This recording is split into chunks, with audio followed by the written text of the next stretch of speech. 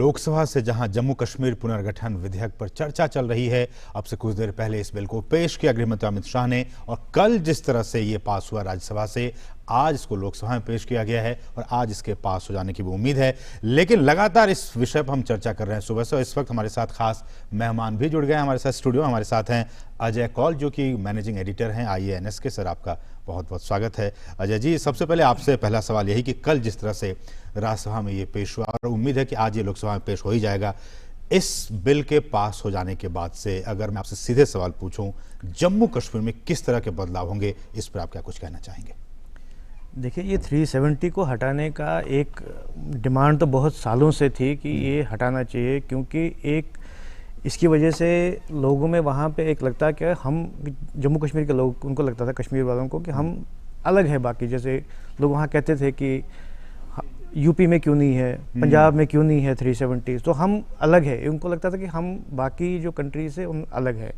तो वो अब वो जो एक फीलिंग थी, जो अब वो मेरे हिसाब से अब ये खत्म हो जाएगी कि अब वो भी एक पंजाब की तरह है, या वो यूपी की तरह है, बाकी राज्यों की तरह वो भी अब एक राज्य बन गए हैं। एक वो जैसे एक यूनाइटेड इंडिया जैसे कि जो होता है कि अब part of the entire, I mean main stream, वो मेरे ख्याल से एक मेजर ये उसका अचीवमेंट रहेगा। Ajay, purely looking at it, from a ground zero perspective, what will be the change that this particular move, once this article has been moved, scrapped or, is revoked, what is the change that you would see there on ground zero? See, technically, if what I understand it is the article has not been scrapped. Article is there, because if you had to scrap the article, I mean, then you had to do a constitution amendment. So its relevance, which was in J&K, has been removed by the presidential order. True. Okay, so now what it will give I mean, people from earlier it was actually prohibiting from people from outside to go, purchase land or maybe get jobs or maybe get admission in higher education institutions. Now that is over. So now anybody can go and purchase land. So what it will mean in practical, if suppose some big industrialist wants to have some industry there or some setup there, so it will mean influx of funds, finances that will create jobs. So as the government is saying that it will help in development. So these are the processes which can be now done. So as of now, till now, no industrialist could buy a property. They could take on lease for 99 years, but any businessman, if he is investing so much of money, so he will like to have some guarantee and some assurance that I can do business, I can have this setup there for maybe for long. So he is not going to invest in maybe for 5 years, 10 years, and then that he doesn't know what will happen. So that guarantee is now there, so he can have that assurance that if I invest some money, 500 crore, 50 crore, whatever money, so it will be there. It's now my property. I can have a long-term investment there. So that is one part. Another part is that Article 35A, which is associated with 370. So what it was basically discriminatory, because if people of J&K, they get that permanent resident certificate, which is called state subject. So it was discriminatory in the sense that if any girl married a non-state subject, as they used to say, non-Kashmiri, somebody who is from outside who doesn't have the state subject. Okay. So she will, after marriage, she will lose that state subject, because in the case of girls, in the women, the state subject had to be renewed after marriage. So to say that you are still married to a state subject. So in that sense, it was very discriminatory. That is why a petition was filed by a woman who said that I have lost my state subject, that status, and my son is not able to get admission to higher education institute there. That was the petition which is lying in the Supreme Court. So with 370 losing its relevance, so accordingly 35A has also lost its relevance, so it's gone. बिल्कुल, ये सब तो आपने वहाँ की विकास की बातें और भी इसमें होंगी, लेकिन एक और बहुत बड़ा सवाल ये रहा कि हमने देखा कि कल उन्होंने फिगर भी दिया राज्यसभा में अमित शाह ने कि कितने जवानों की और कितने सिविलियंस की इन पूरे सालों में मृत्यु हुई है, मौत हुई है। 41,000। यही मेरा सवाल आपसे भी है कि क्या इस आर्टिकल 370 को अब जब इसको हटा दिया गया है, एक प्रावधान को छोड़ के, खंड 1 को छोड़ के, इसके बाद क्या जम्मू कश्मीर में जो आतंकवाद का जो मसला पिछले कई सालों से रहा है उस पर कितना लगाम लग पाएगा? वही मैंने जो बताया पहले कि ये जो आतंकवाद पे कितना लगाम लगेगा नहीं लगेगा वो तो देखना पड़ेगा आने वाले दिनों में। लेकिन ये जो मैं कह रहा पहले जो मैंने बोला कि ये जो 370 का जो एक वहाँ पे होना एक उनको सेंस देता था हम अलग है। बिल्कुल। सो उसकी वजह से जो पाकिस्तान जो फोर्सेस है, पाकिस्तानी फोर्सेस जो है वो एक्टिव है, वो करते हैं, सो उनको वो ब्रेन वॉश करते हैं कि आप अलग हो, सो आप सेपरेट हो जाओ। तो इसकी वजह से मेरा जो मानना है कि उसकी वजह से वो सेसेशनिस्ट जो टेंडेंसीज है या ग्रोथ थी वो हो रही थी इतने सालों से कि भाई आप अलग हो, सो इसलिए आप अलग मांगो, पूरा अलग हो जाए हिंदुस्तान से। सो वो अब सेंस ख़त्म हो गई। अब तो वो अलग स्टेटस है नहीं, आप अलग है नहीं, आप तो बाकी राज्यों की तरह हो। शायद तो मेरे जो आप कहने का मतलब ये भी तो हो सकता है कि जो आप कह रहे हैं अजय जी कि वहाँ अब इसके ख़त्म होने के बाद जो वहाँ के जो आम लोग हैं, जो कश्मीरी नागरिक हैं, वो शायद उन्हें समझ में इस बात को अब आनी चाहिए कि जो अब तक वो कर रहे थे शायद वो गलत था, अब मुख्य धारा में जोड़ने का अब सही वक्त आया है। मेरा ये कहना है कि जो फोर्सेस इसमें लगे हुए थे भाई लोगों को इंडोक्ट्रिनेट करके, उनको ब्रेन वॉश करके आप अलग हो, आप पंजाब की तरह नहीं, यूपी की तरह नहीं, बाकी राज्यों की तरह नहीं हो, आप कश्मीरी हो, आप अलग हो, आपके ये स्पेशल स्टेटस है, तो आप इसका मतलब सेंट्रल गवर्नमेंट खुद मानती है कि आप अलग हो, तो इसलिए आप ये सेपरेटिज्म करो, तो अब उसकी डिमांड करो आप। सो वो उस पर मुझे लगता है अब ये थम जाएगा, थमना चाहिए इसकी वजह से। अब वो अगर सपोज किसी को बोल नहीं पाएगा ना भाई आप अलग हो, अब तो आप बाकी राज्यों की तरह। Okay, purely looking at it from the opposition perspective, we are talking about integrating Kashmir, but on the other hand, if you see the opposition, they seem to be somewhere I would say degenerated or a divided house. Purely when you look at the way it is being now, we saw it in Rajya Sabha, we are also seeing it in Lok Sabha too. See, opposition, basically some parties, and not the entire opposition, some parties have very supported in yesterday Rajya Sabha also, many parties supported it. True. Even from some Congress leaders have openly supported publicly. So it is a position taken by some parties, particularly Congress and others, that now they are going into technicality that you cannot do it like that. You have to take people into confidence, you have to consult people and all that. So but that process has been going on for maybe 60-70 years, taking people into confidence. There have been autonomy committee report, there have been interlocutors have been appointed, they worked for maybe years but nothing came out. So this process of consultation has been going on. So how long can it go on? So it has to be done by I mean you had to do it sometime, and it's overdue. It should have been done long back actually. Does the challenge now begin actually once once this particular move has been taken? Now it's a part of if you purely talk about Kashmir being an integral part of integrated into India now, purely with this revoking of Article 370, does that real challenge now begin? So Kashmir actually had integrated already. True, agree. So in 47 by the instrument of accession, but by including this article in the constitution, that integration part was psychologically not exactly there. Okay. So it was a psychological barrier, I'll say. So now, it's since it's gone, we will have to see on the ground how it plays out, how the mainstream party leaders are still in custody. So when they come out, they will try to fan it, and they will try to fan some trouble also. But I think Government of India has taken that into cognizance. I mean, they are cognizant about this fact. So we will have to see how it plays out in Kashmir. So at the same time, we should not actually ignore. If we are only talking about in terms of Kashmir. In Jammu, there has been a demand for long. I mean, all these years that this should be abrogated. Because again, as I said, they say we are not able to develop because we are not able to get investments from outside because of this article, which is a barrier. Ladakh on the other side had been demanding for maybe since 64. 64 they have been demanding UT status. In fact, I had done so many stories. They have been saying that we are troubled. We are backward. We are not getting finances. We are not getting funds. just because our destiny is linked to Kashmir, and we are not being given funds by the Kashmir governments.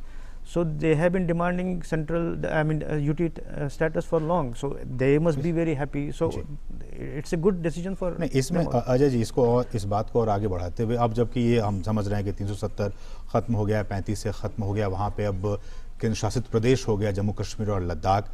अब मेरा आपसे, चूंकि आप वरिष्ठ पत्रकार हैं, आप ground zero पे काम कर चुके हो, वहाँ बहुत सारी रिपोर्ट्स आपने वहाँ से फाइल की है।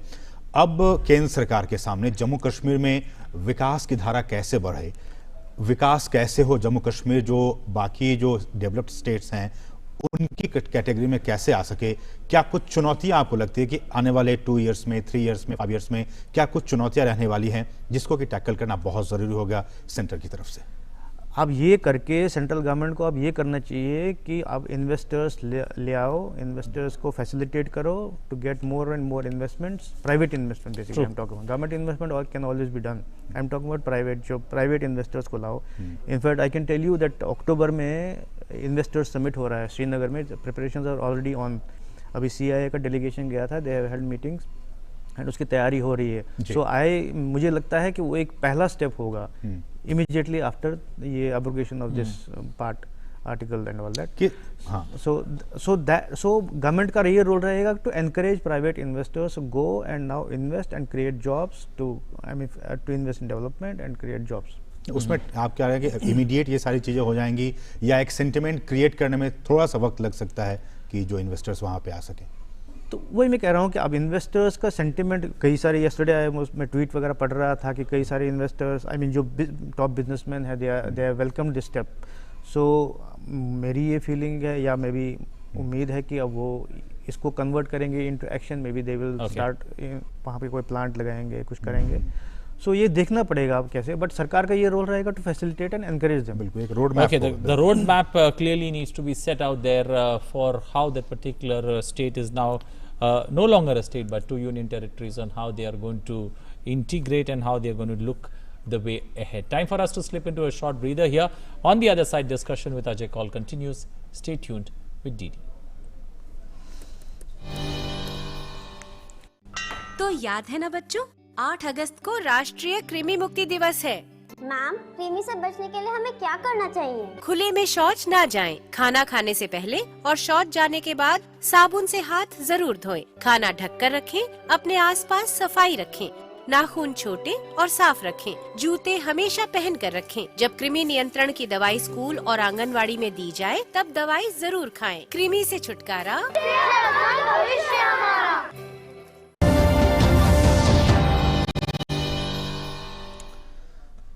और ब्रेक के बाद आपका फिर से स्वागत है और आप देख रहे हैं हमारा विशेष कार्यक्रम जिसमें हम बात कर रहे हैं जिस तरह से राज्यसभा में ये सारा बिल पास हुआ है 370 को लेकर, उसके हटाने का, और जम्मू कश्मीर रीऑर्गेनाइजेशन एक्ट, इसको लेकर ये सरकार आई है और इस वक्त लोकसभा में इस पर लगातार बहस चल रही है जिसमें कि तमाम जो पार्टियों के नेता हैं वो इसमें पार्टिसिपेट कर रहे हैं। और इसके क्या कुछ इसको लेकर क्या कुछ आगे जम्मू कश्मीर के विकास को लेकर, जम्मू कश्मीर की नई धारा को लेकर किस तरह से ये आगे बढ़ेंगे, इसको लेकर हम बातचीत कर रहे हैं। हमारे साथ खास मेहमान भी स्टूडियो में मौजूद, हमारे साथ वरिष्ठ पत्रकार अजय कौल जी इस वक्त मौजूद हैं। अजय जी, हम आपसे आप ये जानना चाहेंगे कि जिस तरह से ये सारी चीज़ें हो रही हैं, किन कारणों की वजह से हम समझ सकते हैं कि 70 साल 72 साल लग गए, जो कि हमने देखा कि अगर इच्छा शक्ति है इस सरकार में, वो उन्होंने बिल लाया और राज्यसभा में पास हो गया, आज लोकसभा में पास हो जाएगा।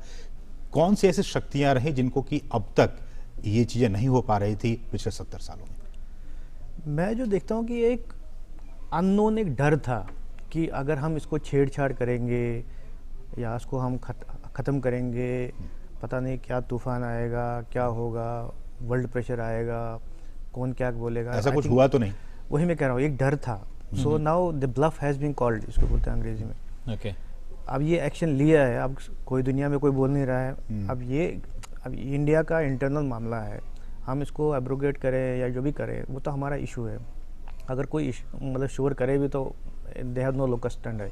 एंड गवर्नमेंट ने अच्छा किया कि इसके बाद immediately after doing that yesterday MEA ने जो P5 के अपने डिप्लोमेट्स को उनको ब्रीफ किया कि व्हाई इट वाज नेसेसरी, क्यों जरूरी था ये। इसके पीछे क्या लगता है कि वोट बैंक पॉलिटिक्स रही कांग्रेस की या बाकी जो सरकारें रही? ऑफ कोर्स रही है कि वो वोट बैंक पॉलिटिक्स थी, और यहाँ से जो कश्मीर जो सेंट्रिक पॉलिटिशियंस थे या शेख अब्दुल्ला से लेके कि ये बिल्कुल कुछ करोगे तो बड़ा तूफान आएगा और उन्होंने ये स्टेटमेंट आएगा। भी दिया था कुछ अभी दिन फारूक पहले। अब्दुल्ला ने भी कुछ दिन पहले कहा था कि मोदी की महबूबा इतनी मुफ्ती ने हिम्मत भी नहीं है। दिया था इस तरह के बयान। महबूबा मुफ्ती ने बोला था कि बम चलेंगे, जो भी बारूद के साथ खेलना है वो सब होगा। सो ये धमकियां और ये जो थ्रेट्स तो बहुत सालों से थी, तो इसलिए किसी सरकार ने कभी हिम्मत नहीं की। तो एक जो अननोन डर मैंने बताया कि एक था, पता नहीं क्या होगा, तो ये मोदी सरकार ने लेकिन देखिए कॉन्ट्राडिक्टरी अजय जी ये है कि वही सरकारें जो 70 सालों में रहीं वो बार बार ये कहते रहे कि हम वहाँ विकास चाहते हैं, हम कश्मीर को मुख्य धारा में जोड़ने की कोशिशों में कर रहे हैं। लेकिन ये एक 370 का जो ये एक प्रावधान है, इसकी वजह से तो विकास क्या, वहाँ तो लगातार वो विकास के रास्ते से कहीं और भी पीछे गर्त में की तरफ जा रहा था जम्मू और कश्मीर। देखिए, जम्मू कश्मीर के विकास के नाम पे हज़ारों करोड़ अभी तक फंड्स गए हैं। बिल्कुल। इनफैक्ट मनमोहन सरकार ने रिसेंट जो पास्ट है उसमें 28,000 करोड़ जो 2004 में अलोकेट किए थे, बोले गए, इम्प्लीमेंट भी हुए, तो वो कहाँ गए किसी को पता नहीं। 28,000 करोड़। सो विकास के नाम पे इतने हज़ारों करोड़ों यहाँ से गए हैं फंड्स, तो वो गए कहाँ फिर? तो विकास तो हुआ नहीं।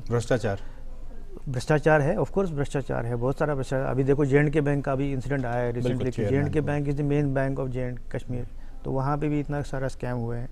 तो भ्रष्टाचार में ही ये सारे अभी तक हुआ है, मतलब पैसे गायब हो गए। इसलिए तो जो कॉमन पीपल है, जो लोकल पीपल है, वो तो डिप्राइव्ड ही रहे कि उनको तो कोई बेनिफिट मिला नहीं है। जो बिल्कुल। अब वो बोलते हैं कि सेंट्रल गवर्नमेंट झूठ बोल रही है कि इतने हज़ारों करोड़ दिए, वो गए कहाँ?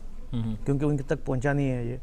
सो अब यूनियन टेरिटरी बनने की वजह से अब ये है कि अब सेंट्रल गवर्नमेंट का रोल ज़्यादा रहेगा इसमें, फंडिंग में या बाकी एडमिनिस्ट्रेशन में। Okay.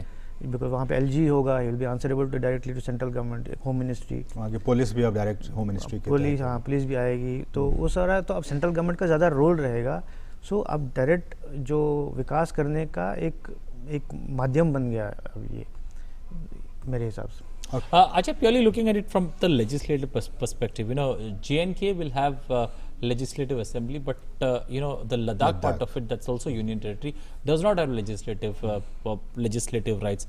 Does that clearly, their demand has also been, along with legislative rights, a union territory. They've got one part of it, the other part of it. Will that be the next process? No.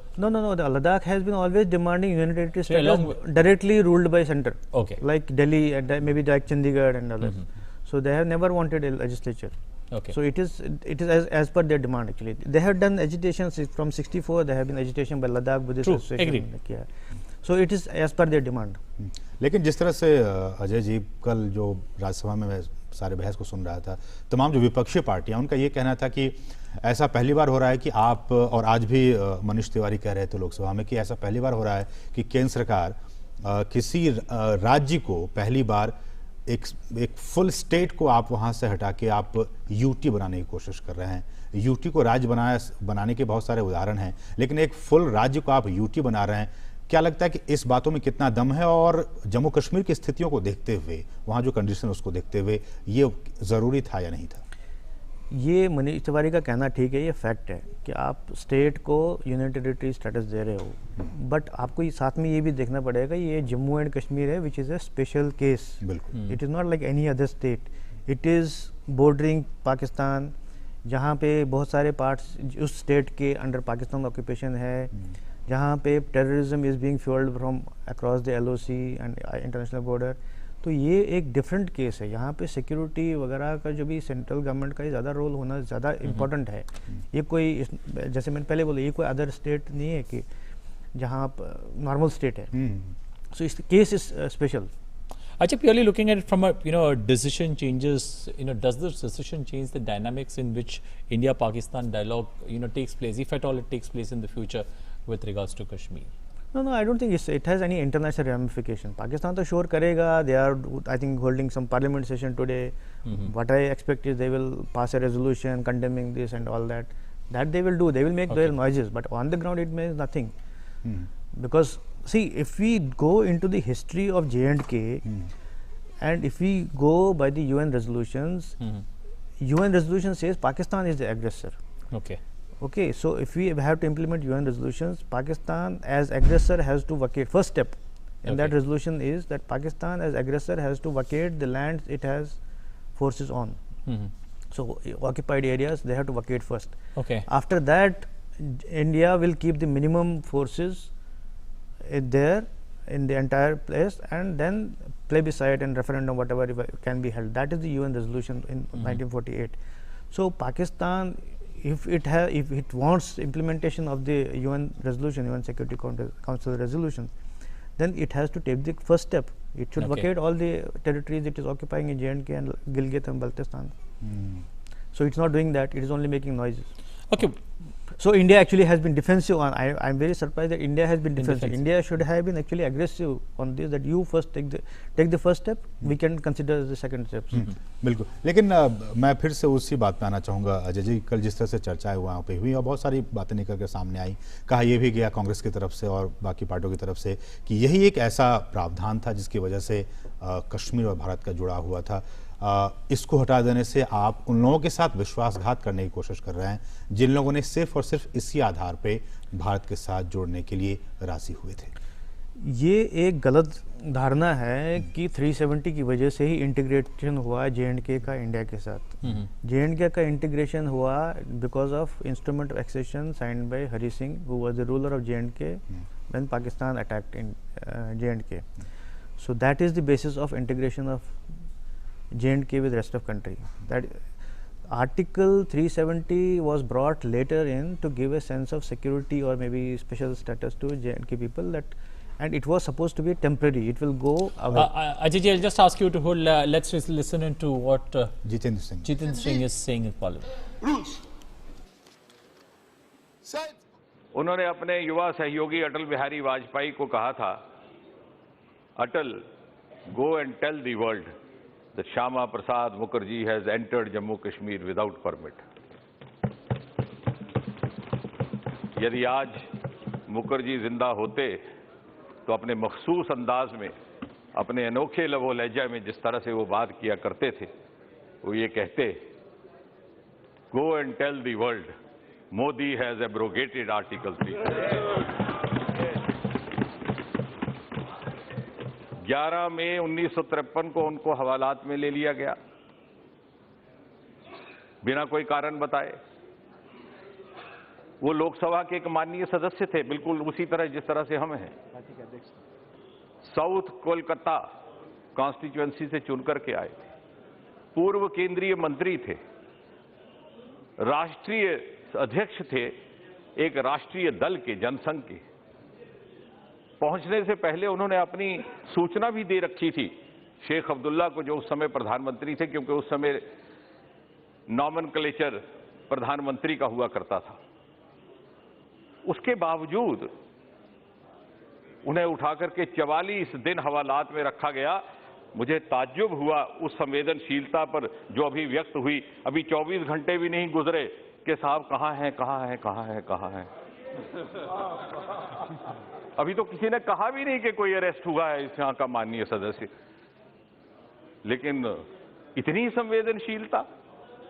यही राजनीतिक दल, यही राजनेता 40 दिन नहीं 44 दिन बिना किसी प्रोटोकॉल के, बिना किसी नियम के, यदि उनका यही आरोप था कि वो बिना अनुमति के प्रवेश कर रहे थे, तो कितने नाके क्रॉस करके लोग आते हैं, उनको धकेल दिया जाता है, उन्हें वापस भेज दिया जा सकता था पंजाब गाड़ी में डाल करके। लेकिन पब्लिक सेफ्टी एक्ट लगा करके मानो एक सोचे समझे षड्यंत्र के अंतर्गत उन्हें हवालात में लिया गया। और 23 जून को जब संदिग्ध परिस्थितियों में उनकी मृत्यु होती है, तड़के प्रातः 2:30-3 बजे, तो 5-6 घंटे तक किसी को सूचना नहीं दी जाती, ना उनके परिवारजनों को, ना वहां के स्थानीय जनसंघ प्रजा परिषद के नेताओं को, पंडित प्रेमनाथ डोगरा को, अन्य लोगों को। और लगभग 2 बजे आकाशवाणी पर उनकी मृत्यु की सूचना आती है। और उसके अगले दिन जब उनका शव कलकत्ता पहुंच रहा था, पश्चिम बंगाल के मेरे साथी इस बात से परिचित हैं, जनसमूह उमड़ा था वहां पर उनके शव को रिसीव करने के लिए। और श्रीनगर से मात्र 7,000 रुपए का किराया देने के लिए सरकार ने पेशकश नहीं की थी। और आज किस संवेदनशीलता की दुहाई दी जा रही है कि साहब पता नहीं कौन हालात में चला गया, कौन क्या हो गया, किसी ने कहा भी नहीं फिर भी। और इसलिए आज हम जम्मू कश्मीर के कार्यकर्ता विशेषकर पिछले 60 वर्षों से संघर्ष करते रहे, गिरफ्तारियां देते रहे, आंदोलन करते रहे, प्रतिवर्ष उनका पखवाड़ा मनाते रहे, लेकिन आज उनको सही श्रद्धांजलि देने का समय आया है।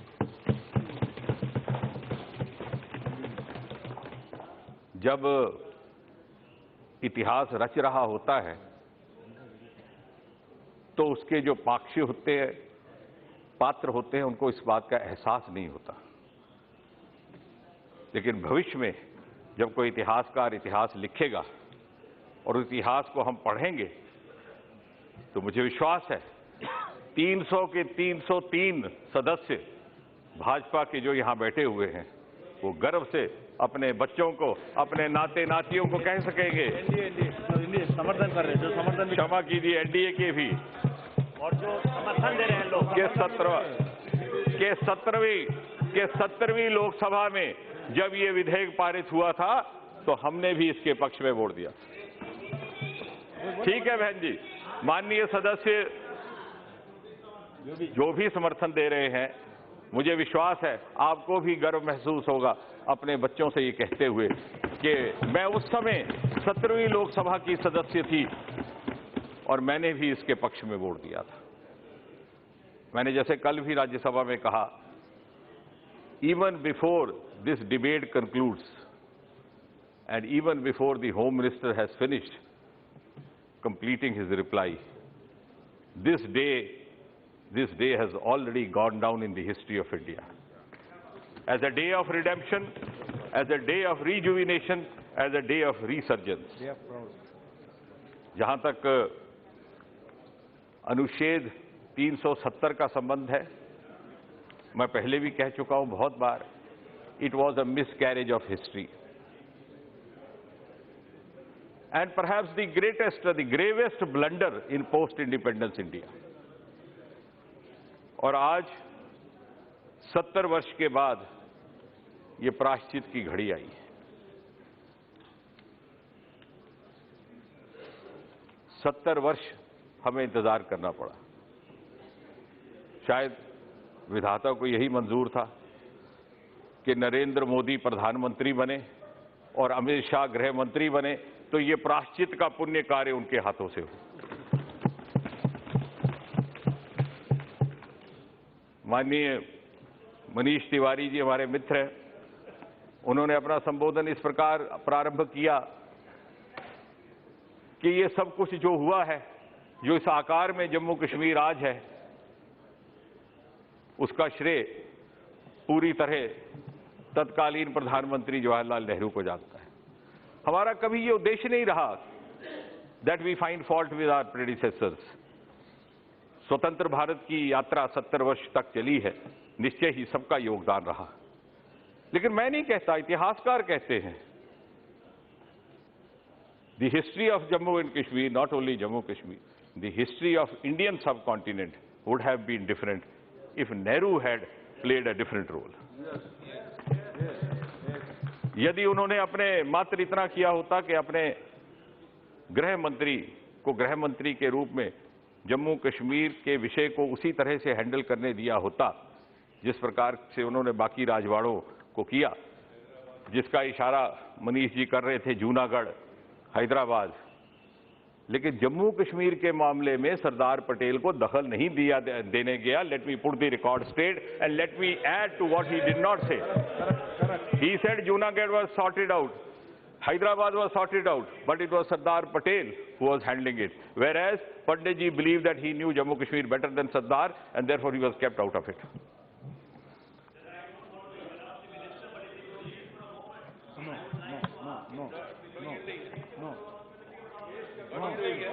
आपका समय हो गया भैया। Yes, I think yes. Okay. आपका खत्म हो गया। Okay, okay.